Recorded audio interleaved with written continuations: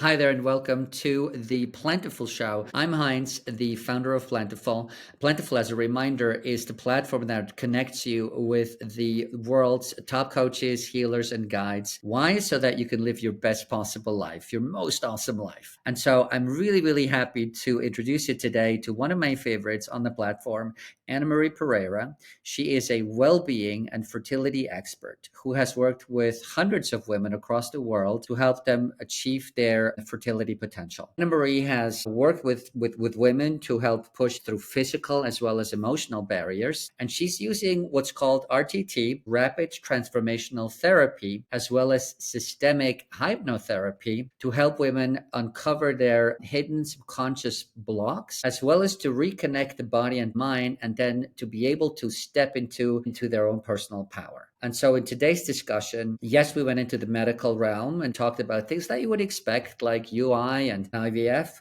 but we spent a long time talking about the fact that really it is our beliefs and our belief systems, our thoughts, our emotions that might be the missing key to our fertility journey. Hello, Anna Marie, and thank you so much for being on the Plentiful Show. I'm thrilled to have you. Thank you, Heinz. It's very nice of you. We're going to talk about fertility today. The bulk of our conversation is going to be about that topic. But before we get into that, can you give us a sense of what inspired you to focus on well-being and fertility specifically? Of course, thank you for that question. So, Heinz, to be fair, I started my whole life doing what I thought I liked to do, right? But today, looking back, I see how the way I was brought up really created mainly every step I took. So I used to work with for big companies, very similar to what you shared with me, right? Like a normal life, climb the ladder, get yourself indispensable in a big company. And I never thought I would be a therapist. But things happened in my life. And when I started to question about everything because of a very big challenge that I was going through, I started to change everything. The things I was reading, I stopped watching television. I started reading self development books. And somehow a door opened for me, which was with regards to hypnotherapy. So, this is really what changed mainly my own challenges with regards to my own fertility. And through this door that opened, I thought I saw also a way that I could help women. And this is what happened over 5 years ago now. So today I help with men with regards to well-being and fertility, with mainly hypnotherapy, helping them in their own challenges. So you're saying so hold on a second, just so that I'm clear. Is your focus more than on men today, or it's also in addition to women, it's also on men? It's mainly on women. I focus mainly on women because somehow these are the people that came to me when I started my business in therapy. And through women and working with fertility, I also work with couples. I mean, I would say that even if the challenge is with the husband, it will be mainly the wife that will come to me. So it happens that I work with men, but mainly through fertility, it will be through the wife that come to me. I also work with men with regards to well-being, but mainly I would say more than 70% is women that I work. Yeah, I'm not surprised by that. I think that, for men, I mean, you tell me if I'm wrong, but I mean, I'm a guy. And so I think it's harder for men to talk about fertility and fertility issues specifically. Are you finding that to be true or not? Yes, fortunately, more and more male therapists come to play and are helping men. But I think it's easier for women to open up and to share what they go through. It's a coin of two sides because the fact that women are more open, you can see many, many communities online. And the thing is, what I see is that it's not always so positive. Women usually open up more, but we tend to find a lot of negative information around fertility. Men don't open up so much, but maybe don't have this so negative talking and around those issues. But I think mainly it has been seen as a woman's challenge and not so much a men's challenge. I mean, women that come to me, they've been through thousands of tests, and they only look at their husband down the line, like after maybe 2 3 years of doing testing and Mhm. checks. That's when they start talking to the husband and asking for tests. So maybe it's something that has been left on the side, but definitely it needs to be talked about, and men also need help with that. Do you think that's a cultural thing? Meaning, I mean, you live in Portugal, and Portugal is, I don't want to say macho, but there's a little bit, there's an element of that to the culture there. And so, do you feel like that's partly why women don't even think about raising the topic with their husband or with their boyfriend, or is there another reason for it? I think there's many sides to see that. I would say first, as the woman carries the baby, it's usually the one that we're looking at. So with couples, what they tend to tell me is that like the people around them always ask the wife, never the husband. So I would say there is, as you were saying, there's a societal way of looking at it. On this side, what I understand with regards to the medical part, doctors have been very recently looking at men. So it's something that also never really was the focus, to look at men in terms of fertility. So it's like all the tests, all the checks are very recent, and they are not always carried out. So depending on the country where you are, because it's so expensive, because it's all new, and it's much more difficult than doing the checks on women, Mhm. they will explore a lot of the female part and not so much the male part. So I think it's like a lot of sides that make things happen this way. Yeah, no, I can see that. And I mean, I also know actually from personal experience, because my wife and I, we went through that as well. We had IVF. We got very lucky. We now have two beautiful babies. I mean, not babies anymore. But yeah, I remember going to a urologist, and his approach is very much about humor. Being funny, and everything was a joke, and you know what I mean. I guess like with men, you have to turn it into a humorous conversation where everybody can laugh, and somehow that makes it easier then to have that conversation. But you were talking about the negativity. Can you talk more about that? Like like why is there the negativity, and what is the negativity all about that you're seeing? So I've stopped going so much on communities online because of this. And I understand that part of my job is also to make it more joyful.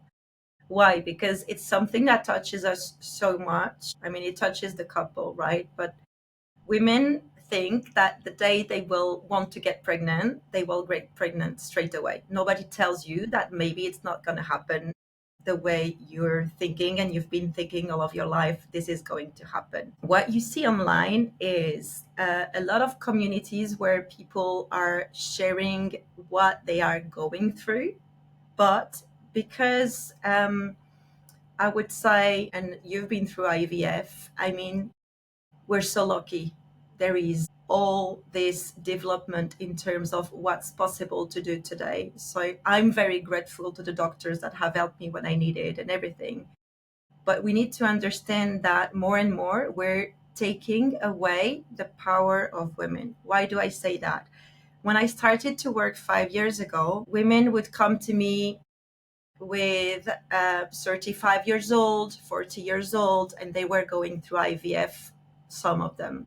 Today, women with only 30 years old are already directed to IVF. So, what I see from the women that come to me is that more and more we're very rapidly, straight away giving that option to them. And this scares me somehow because there is so much you can do that is more natural, that is not so invasive to the body. So, very quickly, women have this impression that they don't know about their bodies, they don't know about themselves, the doctors knows more than they do, and it's very scary, which tends to direct conversations that are more negative. So women have lost their power in terms of, I don't know how my body works. Somebody else knows this more than I do. And we hand all of this power, this inner knowing, to somebody else, right?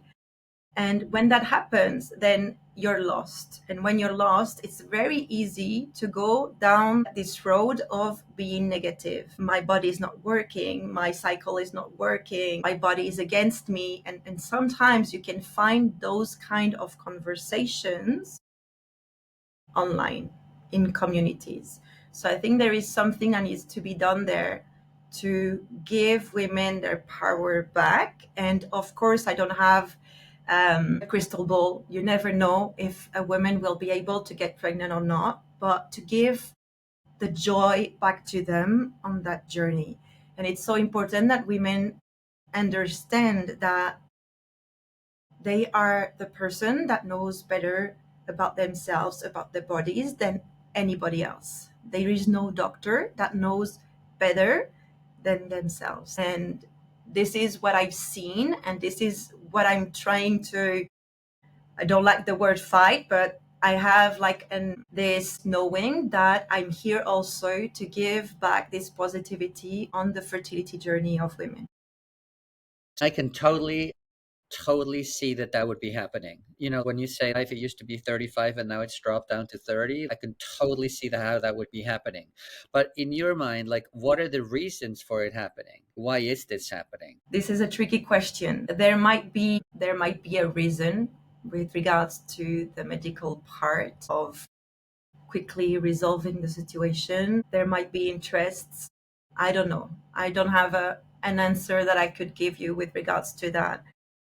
What I see is that there is so many things that women could explore, but we're not giving them this opportunity. We're straight away giving an answer which might work or might not work, but that is very tough in terms of mental, emotional, and physical impact on women, and I would say also on men, because the relationship gets also all this stress. Everything starts to be tough within the relationship because the doctor gave us exactly what we need to do, step by step, day by day.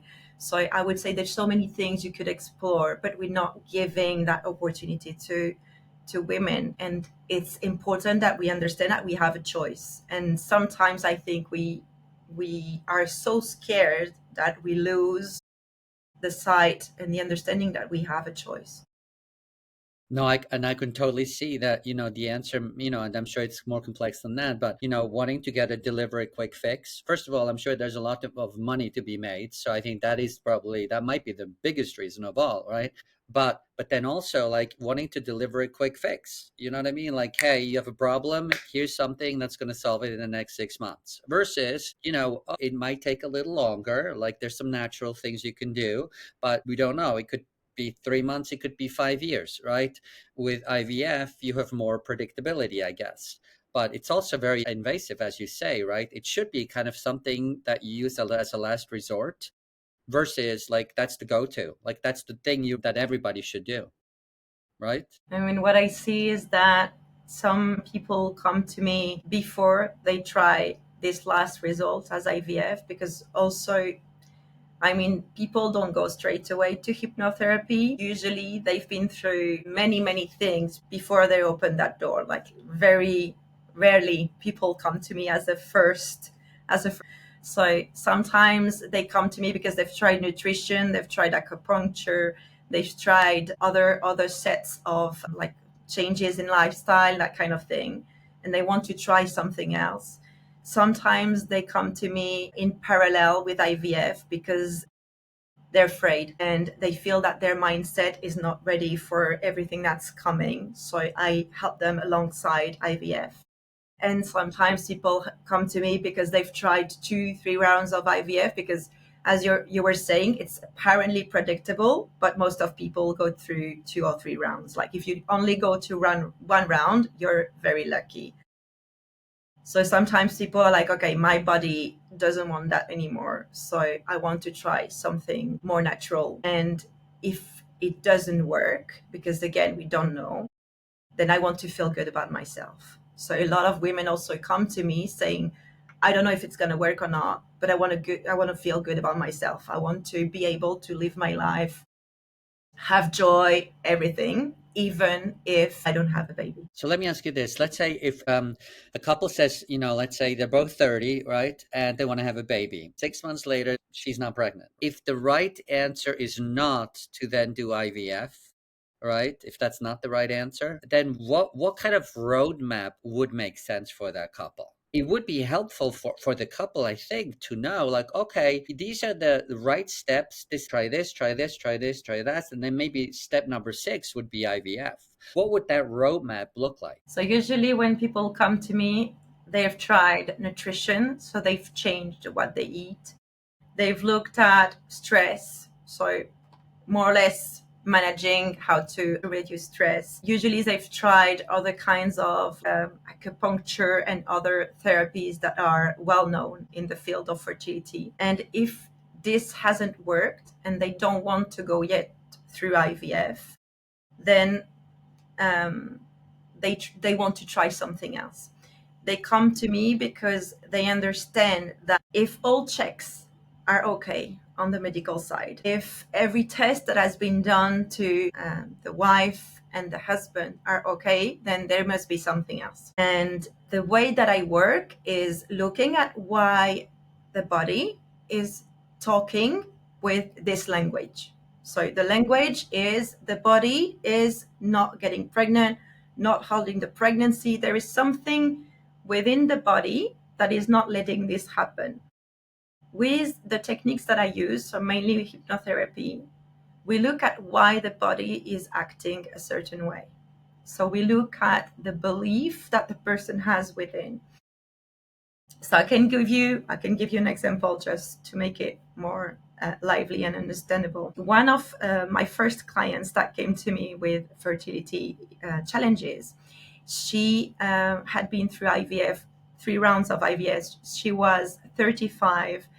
They were both healthy, and the pregnancy wouldn't even occur. So she never got pregnant, despite the fact that she had been through 3 IVFs and everything was okay. So there was no medical reason for her not to get pregnant. When we looked at her story in hypnotherapy, so looking at the subconscious, because when I was talking to her the way I'm talking to you right now, she was saying to me, my life is fine, my relationship with my parents is fine, I don't see where it can come from. We looked at the why, and we asked her body, why was this happening?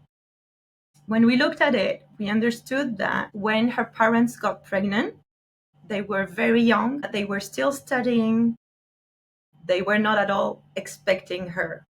When she was born, she got all of the love. They decided, okay, we have that baby, we're going to take care of her, and they loved her. But the thing is that in her was this imprint that I'm not supposed to be here. I was not supposed to be here. And we all have different stories, and it's not about the story. It's about how the feeling got imprinted in you. So maybe you'll have some other person that goes through exactly the same story, and maybe they won't have fertility issues. But this is how this thing translated into her.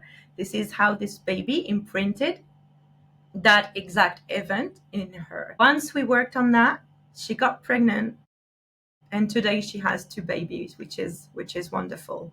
But we needed to look at the why her body was reacting like that. So can you give us a bit of a bit of a sense, like behind the curtain, or look behind the curtain, so that we understand like how your technique works? How did you find that why, in her case? So let's say that from the day you're born, I would say even before you're born, because this happens quite a lot, the baby already hears everything, senses everything. The baby inside of the mother's womb senses absolutely everything that the mother senses as well. So a baby has this understanding notion that she was wanted or not, that she was expected or not. So we have a memory. We have a memory, a sense memory, a sensitive memory The baby hears everything even before we're born. And the thing is, it's all kept within us. So maybe you go through, and we don't even need to talk about trauma, because sometimes we think it needs to be a big thing. No, it's not about what happens. It's really about the meaning that you give to that thing that happens.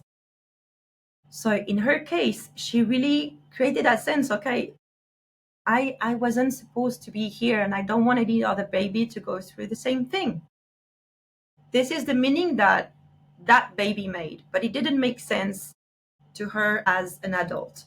So we looked at it, we understood, and we changed that meaning to her as an adult, that she could have a baby and that she wanted that baby, and that baby would be wanted, would be loved, etc.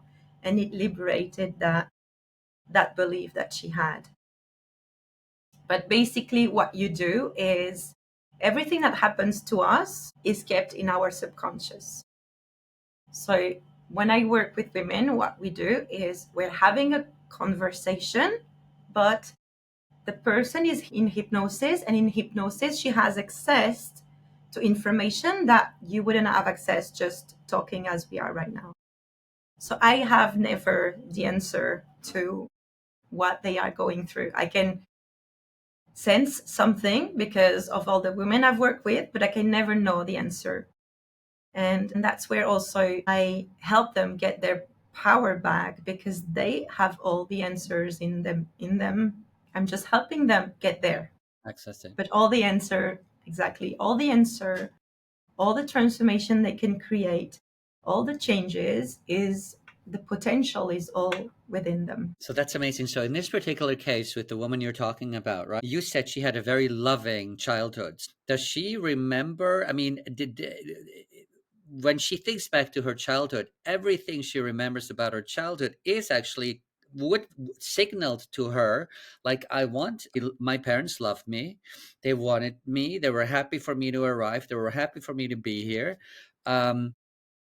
But then that's amazing. So you're saying because of what happened before birth, and I'm sure like there were like nonverbal signals like afterwards as well, that kind of like maybe no money, or maybe, maybe they were stressed out, right? There were like signals that might not have been expressed verbally, that made it clear to her that actually like they weren't ready for her when she was born, right? Yeah, that's amazing. Can I give you another example? Maybe it will be Yeah. like understandable. I have another case of a client which was similar in the sense that the parents were very young, and when they got her, they didn't really know how to take care of a baby. They didn't really know how to be around a baby, how to do. So they didn't really give much attention to that baby because they were very young. They didn't know how to do that. So that baby grew up. Okay. Later on in life, they had another baby, but they were older. They were more prepared. They knew how it was. And that first kid, so the other baby cared for more attention, more play with that second baby. So what got imprinted in that client of mine was you have to be older to have a baby, because young doesn't know how to do with a baby. But then you get to 40, 42, 43, 43. When is it that you tell the body, it's old enough now? You can have your baby. So the signal that was in her, that belief was, you need to be older to take care of a baby the right way. Right, right. So she was like, everything in life needs to be ready. Like the finances need to be ready, like the relationship, the house, the neighborhood, all of it. And then the clock kind of like just tick, tick, tick, tick, tick. And then you can find yourself, like you say, right, 42, 45 at a place where you're like, okay, I'm ready. But then the body's not ready anymore. It's like the body stopped in time when you were a kid. But now you're a grown up. You're a grown up. You want the thing, you want the baby, you want the life. But somehow your body has still stopped in that time where that belief was created. I don't want a baby to go through the same thing that I went through. You need to be older to have a baby. And it will depend. There's plenty of examples we can give, but it's really about that. Your body is ready, physically ready, but somehow there's that belief that stop time. And if your body sees your pregnancy or your baby as a threat somehow, because it puts that belief into perspective, right? I don't want that thing to happen. But if I'm pregnant, then that might happen. Then the body will react to that. Is there tension also, like, because what I'm observing is, again, like my kids are 10 and 7, but I see, because I go to school, like, and I see older kids, right? I see 12, 14, 16-year-olds. And my sense is that a 12-year-old today seems a lot more advanced than a 12-year-old like 10 years ago, 20 years ago. And so is it true to say that biology is actually biologically, we are growing up much more quickly?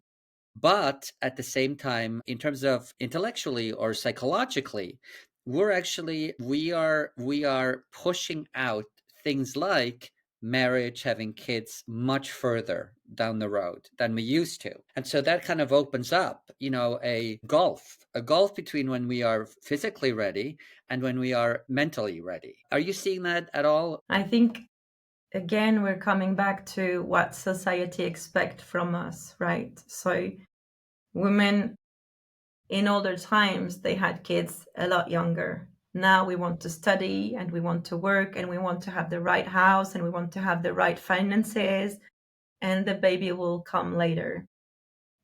And I'm with you on that. Everything happens later in life for women now.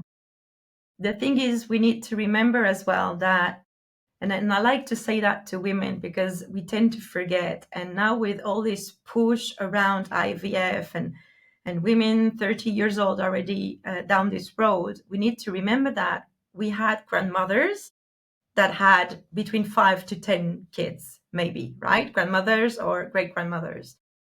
And of course, they started to have kids a lot younger.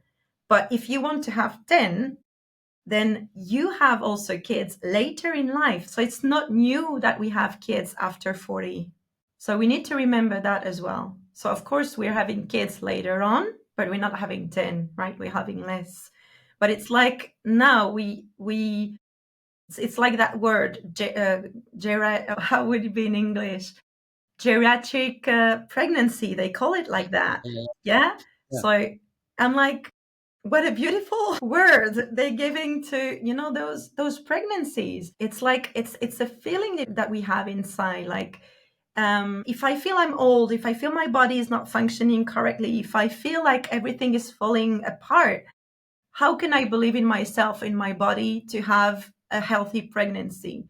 So I think we should be a lot more positive in telling women, okay, you have that age, but you have everything you need. You have to do this and that, and you have to have the right mindset.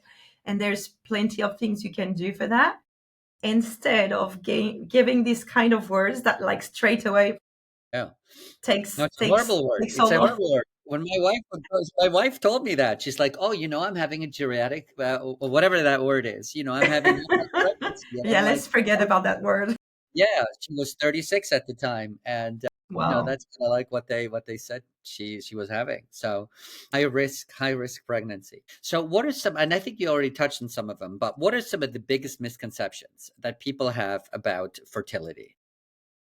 So I would first talk about age. I think it's important that we talk about that exactly the way that we said now, that we're forgetting that years ago women already had kids later on in life. So I think this is important to talk about that. The other thing I would say is, again, the IVF, that this is the only solution that you have. There's plenty of solution. The one that I have is one, but there's really like many therapies, many things you can explore. Then what I think also happens is, with regards to fertility, is focusing a lot on the physical, the things you can do, and not so much on the mindset. So we hear a lot talking about stress, and I know women on the fertility journey don't want to talk about, they don't want to hear about stress, because people say, you can see that online, like, stop thinking and you'll get pregnant, go on holiday and you'll get pregnant, and women get crazy about those kind of advice. And I understand that. But at the same time, it is one of the main reasons why this is happening. So I think the misconception is we don't need to focus so much on the body. It's obviously a big part of it, but we need to look at what can't be seen. So what are my thoughts around fertility? What are my fears around fertility? What's the way I talk about myself, my body, my fertility, my relationship? So it's also about everything that is not seeable. And I think that's the misconception. We fix on what can be seen on the body, on the tests, on the exams, and they are part of it, but they are not everything. No, and I think you're definitely going deeper. You're going deeper, because I think the starting point, as you say, for people is body, and then after that they go like, oh, exercises, or I got to be fit, or I can't be too like big, or heavy, so I got to lose weight. And so then it's about and healthy nutrition, or like smoking, drinking, and then it's about stress, as you say. So it's all those things that people kind of like tick off. But I have not heard like what you just talked about with the woman you were talking about before, in terms of like looking at her childhood and like discovering that she herself actually was born like too early, like in, what I mean, in her parents' mind. And so that then has had lasting effects on her. And that's, I've never heard that before, that actually, yeah. So there's definitely, I think the mind is super important in all of this. I mean, when you looked at everything, when you've done all the tests, when you've tried everything that is the normal path to fertility, you're looking at what you eat, you're looking at supplements, you're looking at your hormones, everything, then if it's still not working, then there's something else. And the mind will help you find that solution and that understanding, to understand really like, okay, why is my body reacting like that? What's happening that I don't see? And you have the answer. I'm 100% of it, sure of that. But it's also wanting to look at that, which is also a step further, because sometimes we might be afraid of looking at the why. Right. And so can you give us like a sense of, and you touched on it a little bit before, but I still would like to get like clearer on what your sessions are about. So when you have sessions with your clients, right? And I know you have, certain ones that are a little shorter, like, maybe 2 or 3 hours, versus like, containers or programs that last for months. And so, but give us a sense of like what a session with you, or what sessions with you look like. Yeah, and how you're helping your clients. So as you know, I usually work 90 days with women with regards to fertility. Why? Because every 90 days our body renews in terms of cells, in terms of ovulation, maturation. The process of the body is 90 days, which is like a very good timing to work with women. If I go to a session and a hypnotherapy session in that sense, so I can explain to you how it works. The first part of the session will always be to ask the mind the questions. So most of the women, if not everyone, come to me with that question. Why? Why is this happening to me? Why is it not working? Why have I tried everything and it's still not working? So the first part of the session, of the 2-hour session, is always to answer those questions. So in hypnosis, we're having a conversation just like we are having now, but the person has access to that information. And we ask the mind and the body, why is this happening? What has happened in that life of that person, that the answer of the body to protect that person is this one, with regards to fertility in that case. Okay, why is the person not getting pregnant? Why has her period stopped for months, which happens also sometimes? Why is she not able to hold the pregnancy? Whatever happens, we ask all the questions in this first part of the session. Then the second part of the session is to create a separation. We've been looking at the childhood, mainly it's childhood, right? Not all of the time, and I'd say most 90% of the sessions is always looking at childhood. So it's understanding I'm now an adult and I want a baby, and that child, to survive in that environment, that child had to decide that belief to be able to keep on living and growing, right? But we create that separation. We're able to look at the childhood and understand this happened, but we're not taking it with us. So as I was saying just before, it's like I'm in an adult body, but I'm still reacting, like my body, my mind is still reacting to something that happened years and years ago, maybe 40 years ago or more. So it's really creating that separation. It's first the understanding and then really creating that separation. Okay, now what is good for me is to have a baby. I understand what happened, but I'm not bringing this to my adult life now. And the rest of the session is really about creating the new belief.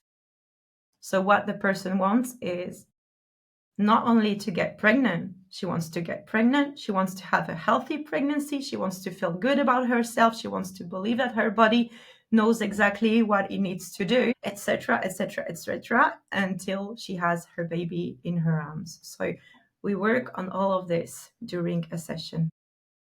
And so in phase one, or like the first part of the session where you go after the why, you said before that the why is inside the woman, right? So she is the one who's actually articulating the why. When she does that, is she conscious? Is she like aware what she's saying or not? Yes. She is aware. Okay. Yes. So when you say like Nobody's sleeping. under hypnosis, they're actually like consciously there. They realize like what it is they're saying. Yes. Yes. Okay. They don't always know where it comes from, because sometimes I usually do that test because I like to do that. I would ask the person, where do you think it is coming from? Like when you look back on your life, on your relationship with your parents as a kid, where do you think this is coming from? And sometimes the person will say, oh, I know exactly, this and this happened. But most of the times when you go back, this is not what really happened. There is one moment when that belief was created. And this is the moment where we need to go and we need to look at this moment with our today's eyes, with the adult's eyes.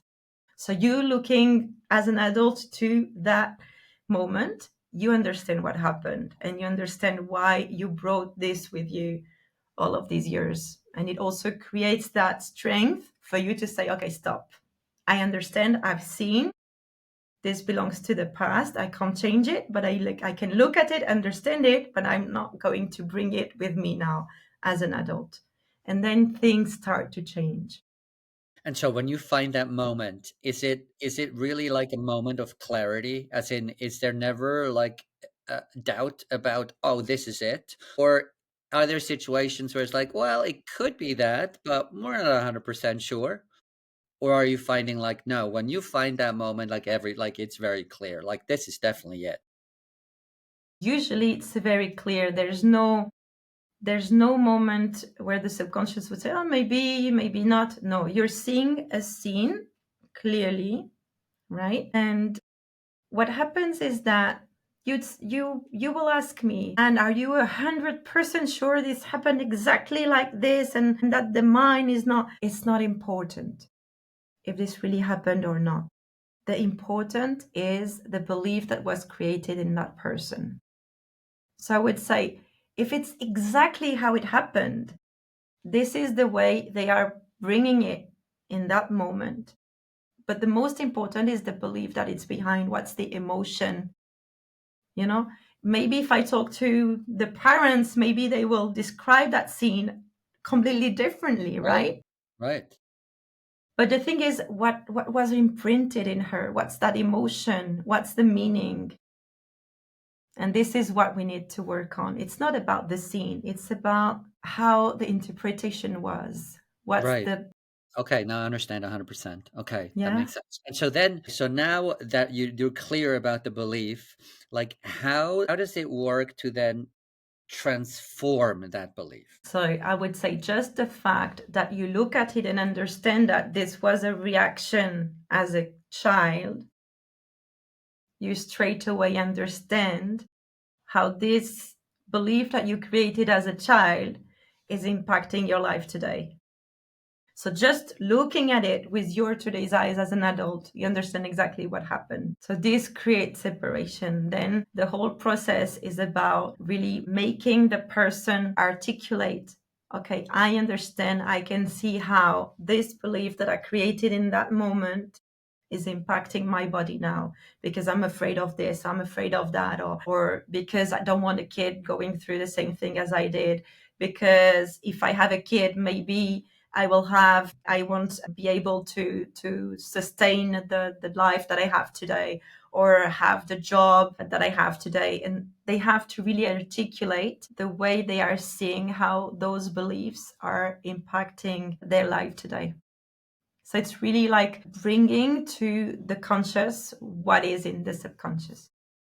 Right, right. No, that's super compelling. So someone who's going through IVF or someone who's doing UI, who's or who is, just, and then they may, again, per you, like they might have done it already like 3 or 4 times and there's just not been any results, right? Like what would you say, what advice would you give to women like that in terms of managing the emotional roller coaster ride? Because that's what it is. It's a roller coaster ride, right? Filled with hope and then disappointment and despair and anger, maybe frustration, probably also often causing relationship issues, tension, things like that. So what advice would you give people like that who are in that situation? I think what women need to look at is what is their relationship with their body. So when you go through IVF, if you see all of the process as steps to get to your baby in a loving way, in a healthy way, then that's all fine. If you start to see your body as your enemy, if you start to see the process as a burden, it's you focusing on the steps instead of focusing on the objective. So the way I work with women that are going through IVF is I help them love every injection, every step, every exam, because it's the process to get to the most beautiful things that they want. So, sorry, there is a lot you can do helping with regards to the process and the mindset. So I would say if the process is heavy, if you've been on this road for years and the relationship tends to be tricky and the conversations are hard with your husband because it's many years, it's a lot of emotion, a lot of unspoken emotion for men mainly, then maybe looking at having help with regards to your mindset, to how you see the process and understanding a lot more about your body, why it's reacting like that, can help a lot on the process. So I think this is something that, IVF clinics are looking more and more. Then it depends on the country. I know, for example, in the UK, it's a lot more open to have a look at having mindset help on the side. And I know there is studies already going out saying that when the women are followed by um, a mindset coach or fertility coach on the side, then the results are like 50% plus.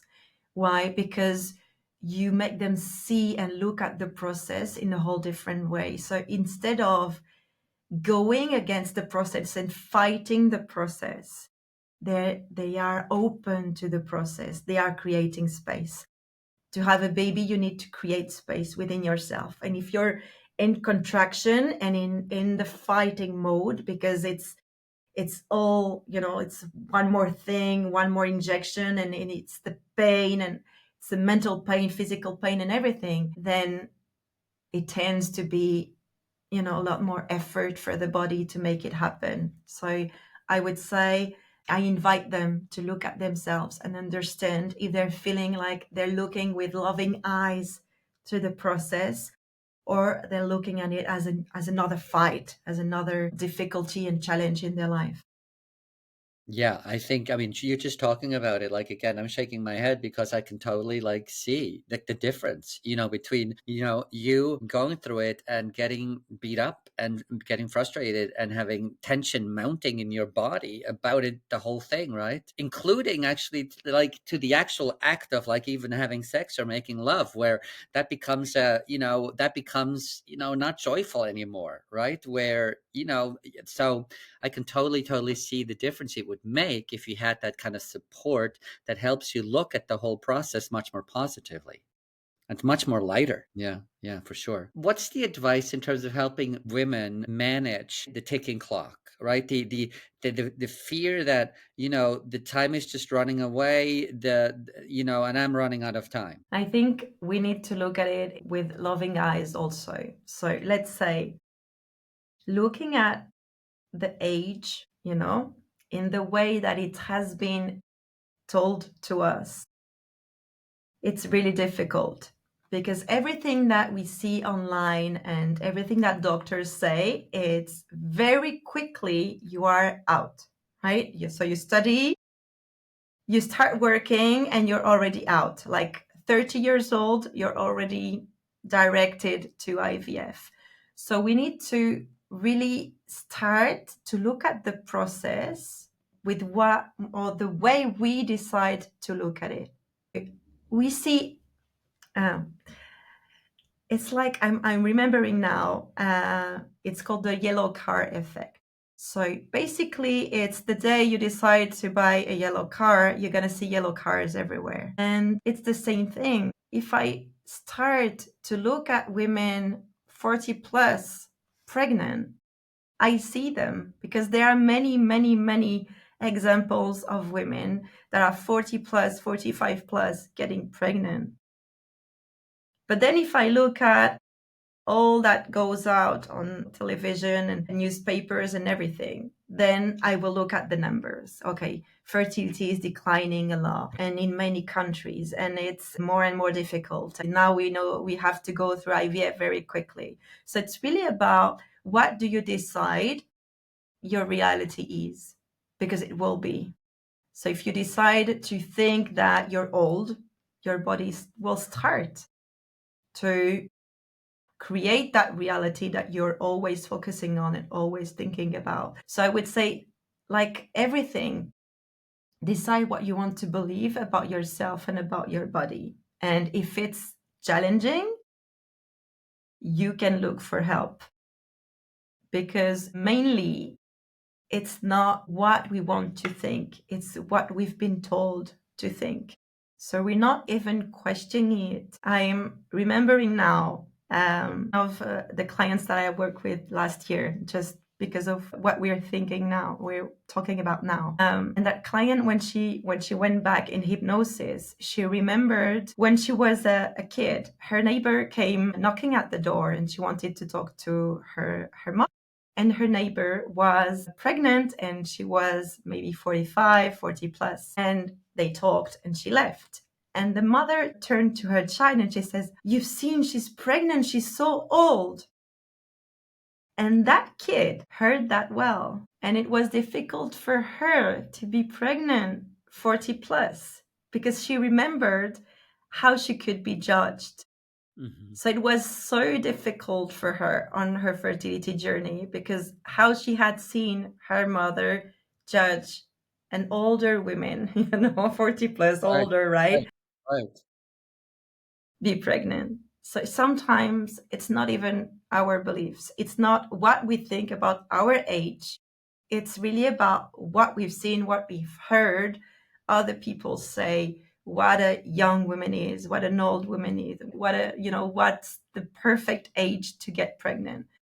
But if I want to search the internet and see how many women 40 plus got pregnant, I can find many examples. So we really need to decide what we want to focus on. And instead of looking at what is given to us, really look for the examples and the things that will build that trust in yourself, in your body, and in your fertility.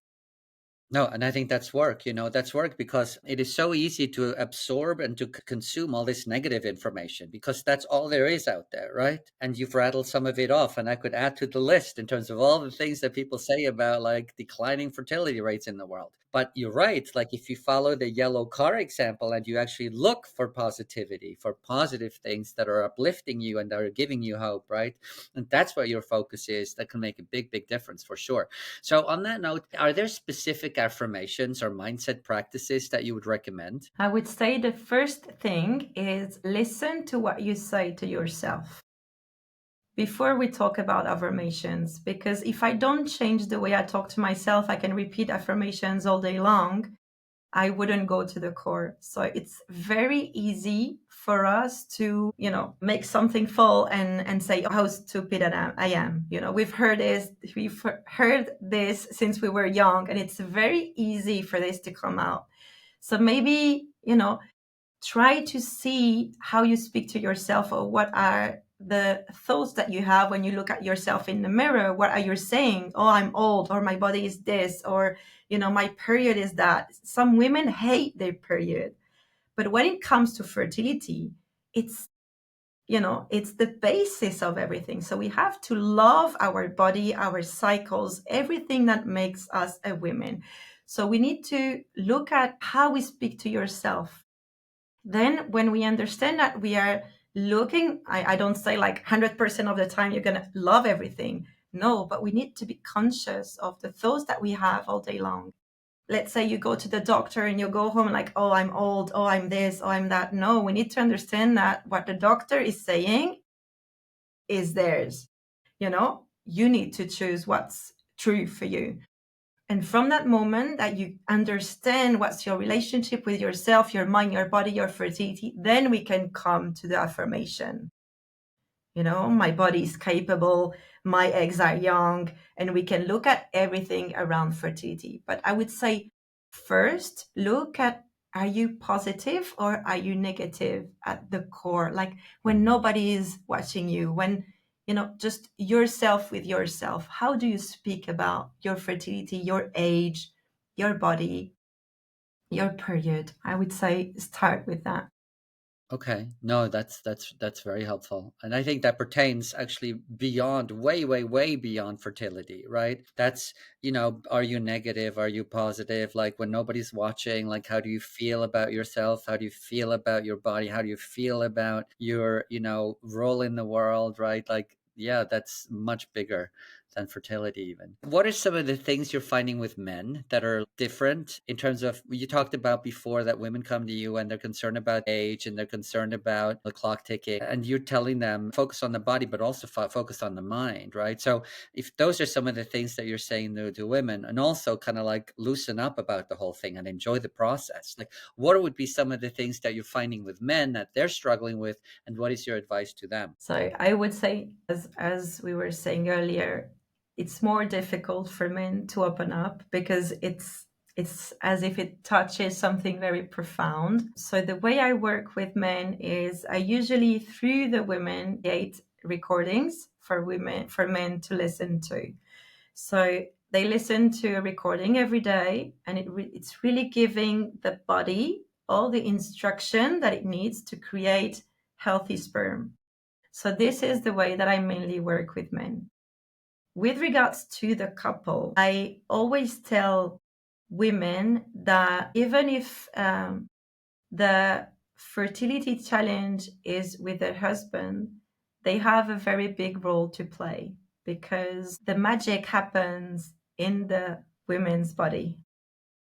So working on that mindset with men through the recordings that they listen to every day, then the woman has that moment that she really can orchestrate within herself with regards to the conception.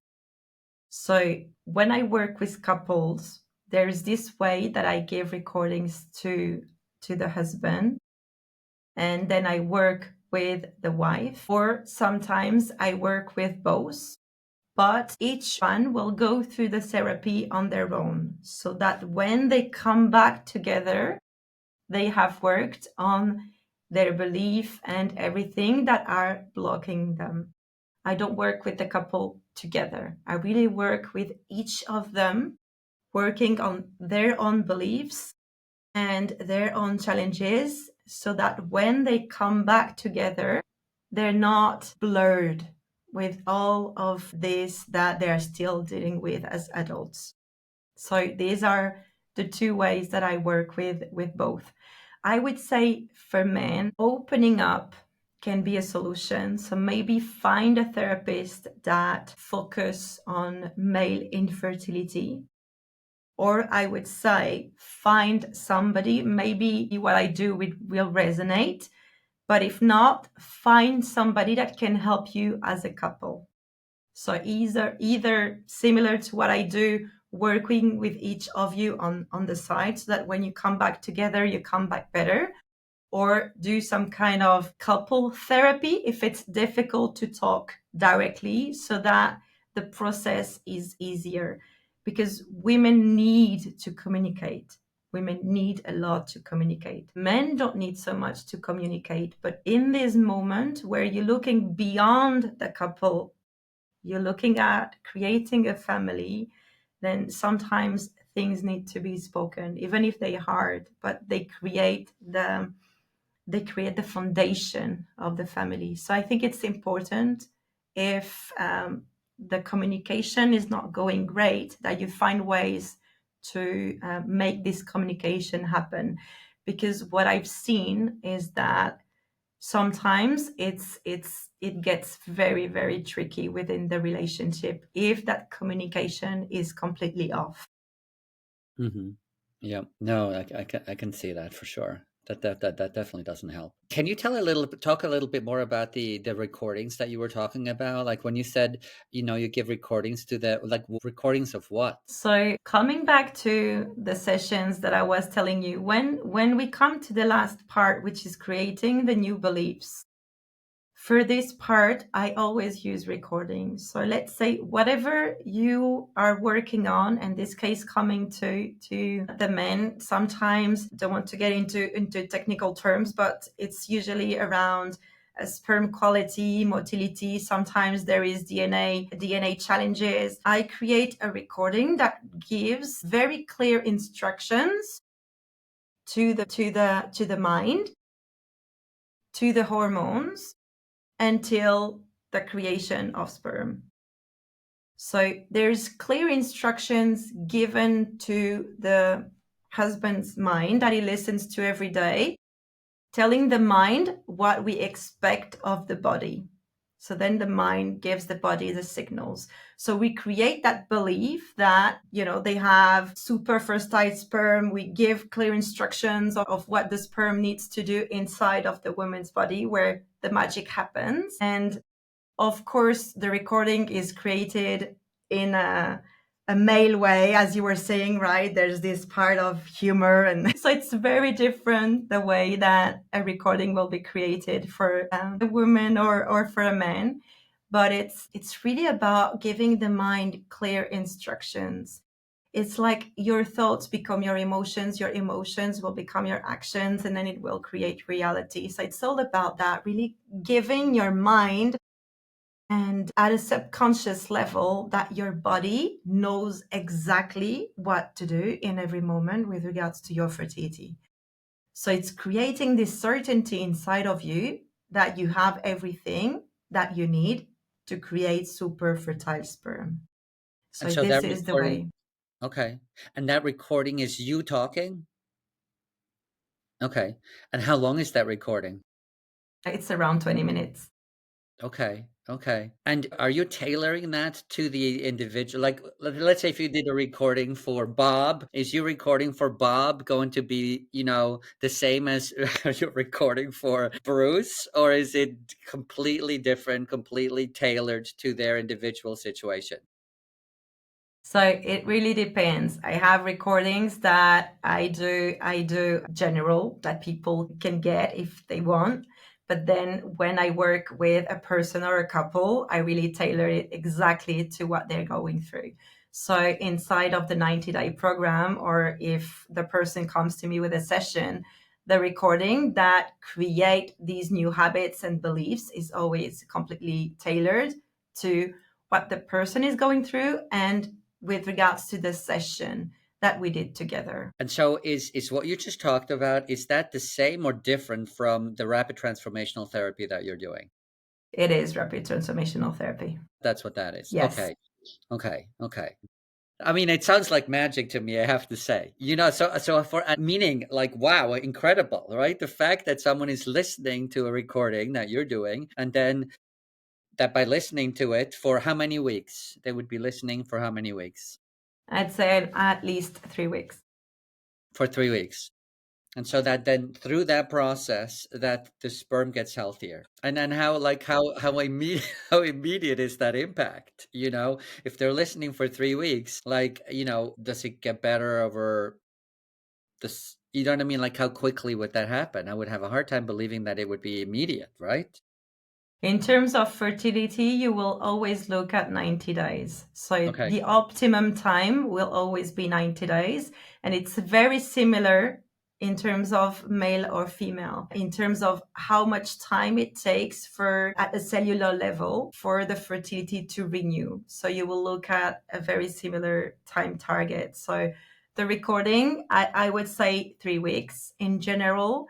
But when it comes to fertility, I really recommend people to look at their lifestyle and their mindset and everything for a period of 90 days so that really they change everything. It doesn't look like it, but we're a new person every 90 days, basically. So, at the beginning of this conversation, you said that there was a door that opened up and like you went through it. And I have to say, that's a very interesting, I mean, yeah, incredibly exciting and door that you went through, and your experience is unlike anything that I've ever heard, I must say. I mean, it's really like eye-opening. And I to what extent are people waking up to this new way, to this different way of looking at fertility and looking at ways to like help with fertility? Is what you're doing still very much on the fringe, or are you seeing it becoming more mainstream? I would say it's still on the fringe. I feel people and maybe human beings in general, we have to go through a lot of pain to look at life with different eyes. People come to me after 3 years of psychotherapy and they're in a state they really don't believe about anything anymore, or they've been through many rounds of IVF before they look at something different. So I would say hypnotherapy in general is more and more attractive to people. But I guess people are still on the fringe in the sense of, if I've tried everything that the doctor has said, is this going to work?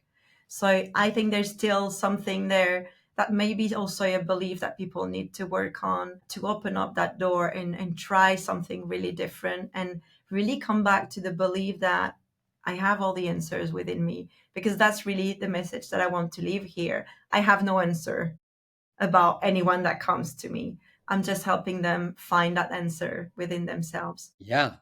But like if I had a magic wand, it seems to me that one of the ways I would use it is to say, don't go to Anne Marie, when you're completely exhausted and when Yeah. you have used up, when you have done everything else under the sun, and now you're in despair and you're like, you don't know what else to do, and that's why you're going to her.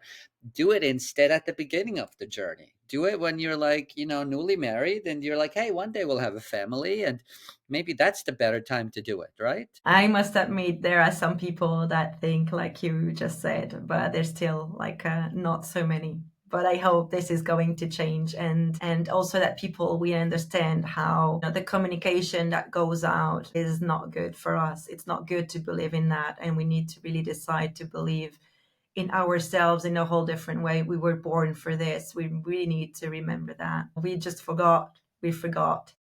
We need Right. to remember. Yeah. No, definitely. Okay, so I mean, I feel like you almost kind of like left us with your closing thoughts, but is there anything else you'd like to add before you end the conversation? I think the most important thing that I want to leave women with is really believe in yourself, in your body, in your fertility. And we need to come back to the basic, maybe really understand that we have the right to accept ourselves as we are. And sometimes we strive so much to be at the level that um, society and maybe the way we were brought up impose on us somehow, that we need to stop time and question, is it really what I want, or I'm just living my life for somebody else, or come back to really what you want out of your life, and start questioning everything, start questioning the doctor, start questioning what you see, start questioning communication, and choose what you want to believe in. And trust yourself instead of trusting people who've never met you, and where you're just one of like 20 patients they're going to see today. Trust yourself. So no, look, I love very much your message, and I love what you're doing. I do hope that this will become more mainstream over the years, because I really do believe, with a more positive mindset and a more just, yeah, like just a more grounded approach to fertility, I think it'll have positive effects on fertility. But beyond that, I think it'll help people just, lead a richer life. So thanks very much for being with us, being with me, and I'm very sure that a lot of listeners will take some nuggets away that they had never heard before and that really resonated. So thank you Thank you, very much. Heinz.